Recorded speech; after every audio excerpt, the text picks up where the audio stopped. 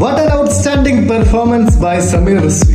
And he yet again proved what he can do for his team. Sameer റിസ്വിയെ കുറിച്ച് പറയുകയാണെങ്കിൽ 2024 അദ്ദേഹം IPL അരങ്ങേറ്റം കുറിച്ചത്. 2024 സീസണിൽ ചെന്നൈക്ക് വേണ്ടി 8 മാച്ചുകളിൽ നിന്ന് 51 റൺസ് നേടുവാൻ അദ്ദേഹത്തിന് സാധിച്ചു.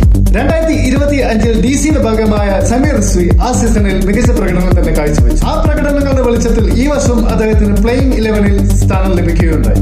And he proved what he can do for his team. ആദ്യ മത്സരത്തിൽ ലക്നൌ സൂപ്പർ ജയൻസിനെതിരെ 26 റൺസിന് 4 വിക്കറ്റ് എന്ന നിലയിൽ കൂപ്പുകുത്തിയ DCയെ അദ്ദേഹം 70 റൺസ് നേടി വിജയത്തിലേക്ക് എത്തുകയാണ്. കഴിഞ്ഞ മത്സരത്തിൽ എവിടെ നിർത്തിയോ അവിടുന്ന് തന്നെ റിസ്വി ഈ മത്സരത്തിൽ തുടങ്ങി.